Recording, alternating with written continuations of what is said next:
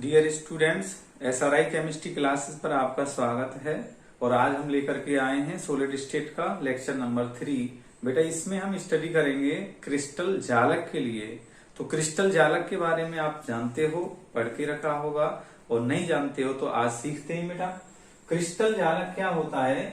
क्रिस्टली ठोसों में अवयवी कणों की त्रिविमीय क्षेत्र में एक निश्चित एवं नियमित ज्यामिति को क्रिस्टल जालक कहते हैं।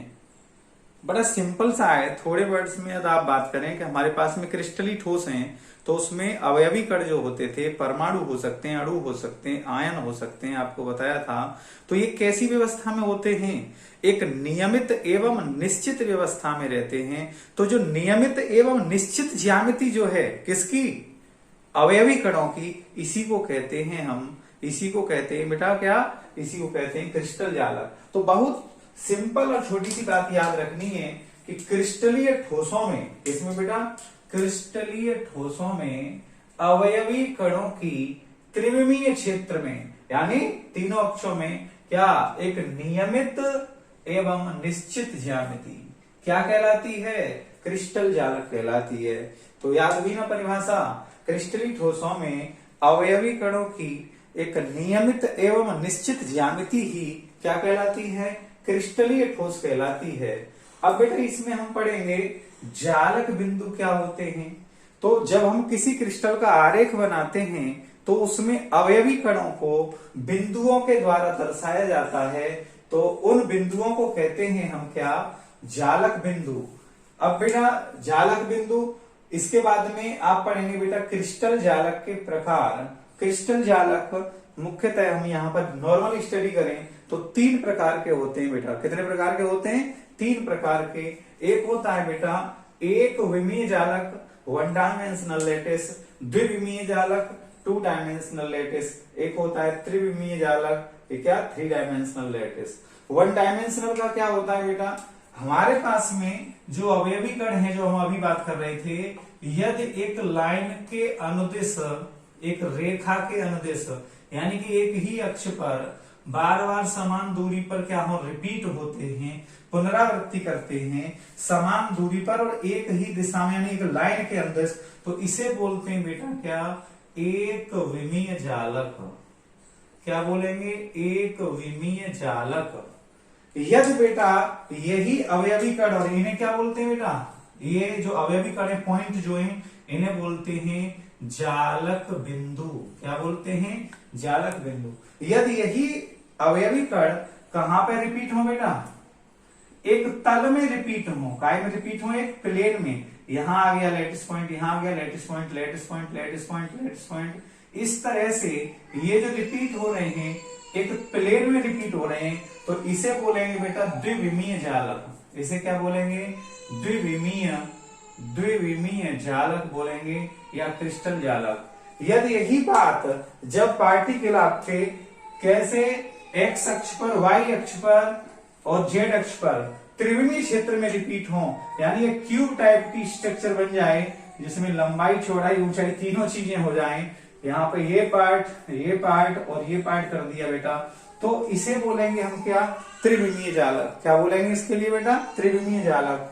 रिपीट करता हूं, जब पार्टिकल एक रेखा में समान दूरी पर बार बार दोहराते हैं, बार बार क्या करते हैं? दोहराते हैं, तो उसे बोलते हैं बेटा क्या? एक विमीय जालक। क्या बोलते हैं? एक विमीय जालक। और जब पार्टिकल एक प्लेन में, एक तल में, जैसे बोर्ड का प्लेन है, यानी 2 कोऑर्डिनेट यूज हो जाएं, एक एक्स, एक वाई, या वाई एंड जेड, या Z and x, 2 axis he 2 coordinate use हैं, तो उसे बोलेंगे द्विविमीय जालक। और जब हमारे जो अवयवी कण हैं वो कहां पे बेटा? 3 डायमेंशनल स्पेस में, एक्स वाई जेड तीनों अक्षों पर क्या हो? रिपीट हो, तो उसे बोलते हैं बेटा त्रिविमीय जालक। उम्मीद करता हूं कि आपके ये समझ में आया होगा। ठीक है ना बेटा? हो गया। तो बेटा अब हम यूनिट सेल के बारे में पढ़ेंगे। इकाई सेल। तो इकाई सेल क्या होती है? कोई भी हमारे पास में क्रिस्टल है, उस क्रिस्टल संरचना का वह छोटे से छोटा भाग जिसको हम बार बार त्रिविम में, यानी त्रिविमीय क्षेत्र में क्या करें? रिपीट करें। और रिपीट करने से हमारे लिए पूरे क्रिस्टल की संरचना क्या हो जाए, प्राप्त हो जाए, तो उस छोटे से छोटे भाग को हम कहते हैं बेटा यूनिट सेल। डेफिनेशन बेटा रिपीट करता हूं, किसी क्रिस्टल का या किसी क्रिस्टल संरचना का वह छोटे से छोटा भाग जिसको त्रिविम में एक समान रूप से बार बार दोहराया जाए और दोहराने पर क्या मिल जाए, हमें पूरी क्रिस्टल संरचना प्राप्त हो जाए, पूरी क्रिस्टल संरचना प्राप्त हो जाए, तो हम बोलेंगे बेटा उसके लिए क्या बोलेंगे, उस छोटे छोटे भाग को यूनिट सेल। किसी क्रिस्टल संरचना का वह छोटे से छोटा भाग जिसे त्रिविम में समान रूप से बार बार दोहराने पर पूरी क्रिस्टल संरचना प्राप्त हो जाती है, तो उसे बोलते हैं बेटा क्या, यूनिट सेल। क्या बोलते हैं उसके लिए, यूनिट सेल। जिस प्रकार से बेटा हमारे यहाँ पे मकान, घर का निर्माण छोटी छोटी ईंटों से मिलकर के बना होता है, तो ईंट के लिए आप मान लो कि मकान की क्या है, यूनिट सेल। इसी तरह से कोई क्रिस्टल जब बन रहा है तो उसका भी कोई ना कोई छोटे से छोटा भाग होगा जिसको बार बार रिपीट करने से पूरा क्रिस्टल बनता है, तो वो जो छोटे से छोटा भाग है उसी को हम बोलते हैं बेटा क्या, इकाई सेल या एकक कोशिका। अब बेटा इसके प्रकार के बारे में पढ़ेंगे। तो यूनिट सेल जो होती है बेटा वो मुख्यतः दो प्रकार की होती हैं, एक होती है सरल इकाई सेल और दूसरी होती है बेटा केंद्रित इकाई सेल। इसे सिंपल यूनिट सेल बोलते हैं और इसे बोलते हैं सेंटर्ड यूनिट सेल।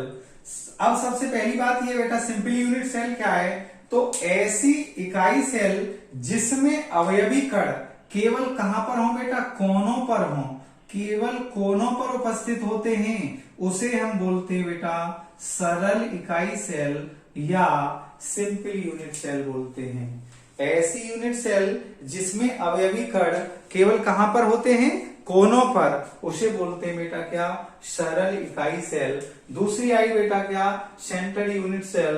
तो ऐसी इकाई सेल जिसमें अवयवी कण कहां पे हो बेटा, कोनों पर हो, कहां पे, कोनों पर, प्लस अन्य स्थानों पर भी उपस्थित हो, कोनों के अतिरिक्त अन्य स्थानों पर भी उपस्थित होते हैं, उसे बोलते हैं केंद्रित इकाई सेल। बेटा केंद्रित इकाई सेल को फर्दर 3 क्लास में डिवाइड किया गया है, एक फलक केंद्रित इकाई सेल, दूसरी काय केंद्रित इकाई सेल, तीसरी अंत केंद्रित इकाई सेल या आधार केंद्रित इकाई सेल। तो हम बेटा पहले पढ़ते हैं किसके बारे में, फलक केंद्रित इकाई सेल। इसके लिए बोलते हैं बेटा फेस सेंटर्ड यूनिट सेल या शॉर्ट में इसे एफसीसी यूनिट सेल भी बोलते हैं। इसमें क्या होता है बेटा कि जो अवयवी कण होते हैं, फलक केंद्रित इकाई सेल की बात कर रहा हूं बेटा, इसमें जो अवयवी कण होंगे कोनों पर होंगे और कोनों के साथ साथ प्रत्येक फलक के केंद्र पर होते हैं बेटा।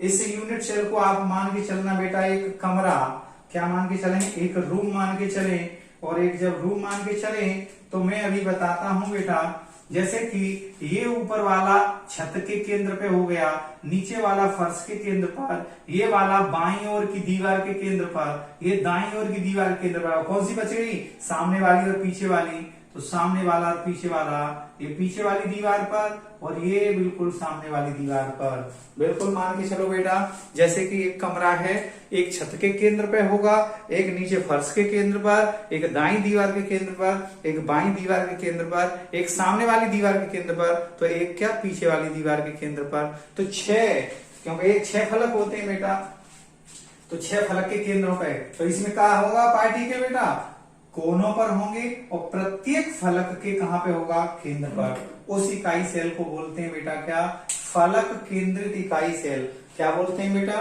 फलक केंद्रित इकाई सेल या फेस सेंटर्ड यूनिट सेल या शॉर्ट में एफसीसी यूनिट सेल।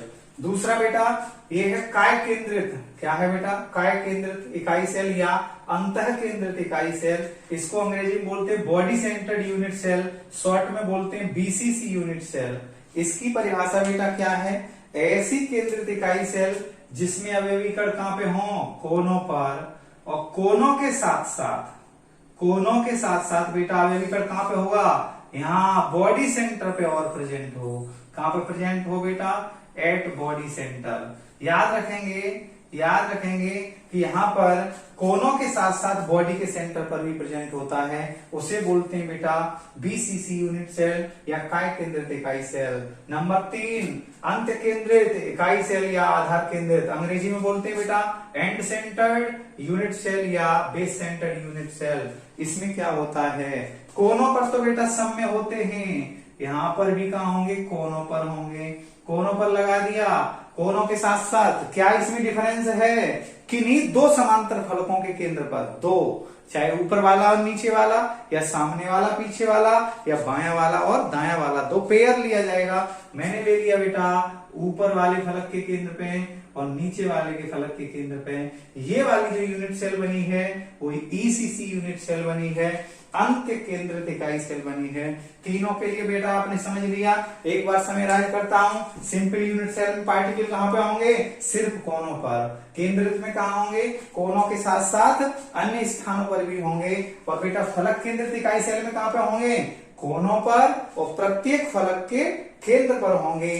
काय केंद्रित में कहा होंगे, कोनों पर प्लस कहा होंगे, बॉडी सेंटर पे होगा एक पार्टिकल। और बेटा अंत केंद्रित में कहा होंगे, कोनों पर होंगे और किन्हीं दो समांतर फलकों के केंद्र पर होंगे। उम्मीद है बेटा कि यूनिट सेल के बारे में आपको समझ में आया होगा। ठीक है ना बेटा, समझ में आया? हाँ बेटा, अब जो है हम लेकर के चलते हैं बेटा पैरामीटर्स ऑफ यूनिट सेल। एकक कोशिका के प्राचल यानी क्या क्या इसके पैरामीटर हैं, तो इसके दो पैरामीटर होते हैं बेटा। एक होता है एक्सियल डिस्टेंस, अक्षीय दूरियां, और एक होता है एक्सियल एंगल्स, अक्षीय कोण। अक्षीय दूरियां यानी किस अक्ष पे हम डिस्टेंस को लेकर के चल रहे हैं। यदि एक्स एक्सिस पे चल रहे हैं तो उस पे जो डिस्टेंस, यूनिटरी डिस्टेंस हम कंसीडर करेंगे उसे ए से डिनोट करते हैं। उसे कैसे डिनोट करते हैं, ए से। वाई एक्सिस पे डिस्टेंस जो होगी उसे बी से डिनोट करते हैं, स्मॉल बी। और जेड एक्सिस पे जो डिस्टेंस होगी उसे हम सी से डिनोट करेंगे। ठीक, क्या करेंगे, एक्स एक्सिस पर ए से, वाई पर बी से, जेड पर सी से। अब बेटा बात आई एक्सियल एंगल्स। ये क्या होते हैं एक्सियल एंगल्स, किन्हीं दो अक्षों के बीच बने कोण। ये क्या रहेंगे बेटा, दो अक्षों के बीच बने कोण। ठीक, यहाँ पे जो एक्चुअली लिया जाएगा वो दो भुजाओं के बीच कोण लिया जाएगा, दो भुजाओं के बीच कोण लिया जाएगा, दो भुजाओं के बीच कोण लिया जाएगा। ठीक, कितने, दो भुजाओं के बीच। तो यहाँ बेटा जनरली आपको बात बताएं, जैसे यहाँ ये एक्स एक्सिस है, ये जेड एक्सिस है। मैं आपके लिए बताऊं कि ये बीटा एंगल, ये अल्फा, ये गामा, इसे आप कैसे याद रखोगे, बहुत आसानी से आप याद रख सकते हैं। ये ए बी सी तीनों भुजाओं की डिस्टेंस लिख ली मैंने तीनों एक्सिस पे। ये एक्स पे है, ये वाई पर है और ये किस पर है बेटा, जेड पर है। ये एंगल लिख लिया सीक्वेंस में। अब मुझे ए और बी के बिटवीन एंगल बताना है, किसके, ए के और बी के बिटवीन। ए और बी ये रहा, तो ए और बी के लिए मैं कवर अप कर लूंगा। ए और बी को मैंने कवर अप कर लिया। एंगल कौन सा बचा, तीसरा एंगल बच गया बेटा ये वाला। तो मैंने ए और बी के बिटवीन क्या लिखा, गामा। इसी टाइप से मुझे बताना है, मान लो बी और सी के बिटवीन, किसके बिटवीन, बी और सी के लिए मैंने कवर अप कर लिया। और कवर अप करने के बाद एंगल जो मेरे में बचा वो एल्फा बच रहा है। तो बी और सी के बिटवीन बेटा आप देख रहे हैं ये वाला जो एंगल है वो मैंने एल्फा लिखा है। मुझे बताना है, मान लो इधर ए और बी का बता दिया, अब ए और सी का। तो ए को कवर किया, सी को कवर किया, क्या बचा, बीटा। ए और सी में आप देख सकते हैं सी एंड ए, बिटवीन एंगल कितना है, बीटा, बीटा ही बचा था। इस तरह से आप जब एंगल लेंगे तो दो डायमेंशन जो आपके पास में है, दो एज जो हैं, उनके लिए आप जिनके बीच में निकाल रहे हैं उन्हें कवर कर लें। मान लो आपके लिए ए और सी के बिटवीन देखना है, ए और सी को हमने कवर किया, क्या बचा, बीटा। तो यहाँ पर बीटा एंगल हो गया। तो इसके बेस पे बेटा यूनिट सेल यानी 7 क्रिस्टल सिस्टम जब आप पढ़ोगे तो वहां पे यूनिट सेल के लिए फर्दर क्लासिफाई किया जाएगा, वहां स्टडी करेंगे। तो यूनिट सेल के जो पैरामीटर थे वो कितने पैरामीटर थे, दो। एक क्या, एक्सियल डिस्टेंस, दूसरा क्या था बेटा, दूसरा था एक्सियल एंगल्स। इसके बेस पर यूनिट सेल अपना कॉन्फ़िगरेशन क्या करेगी, चेंज करेगी। नेक्स्ट वीडियो में बेटा हम 7 क्रिस्टल सिस्टम स्टडी करेंगे। आज का आपके लिए समझ में आया होगा। और बेटा यदि आप हमारे चैनल पर नए हैं तो सब्सक्राइब करें, लाइक करें और शेयर करें। और मतलब बेल आइकन दबाना ना भूलें, जिससे नया वीडियो जो आएगा तो उसका नोटिफिकेशन आपके लिए मिल जाएगा। मिलते हैं नई वीडियो में।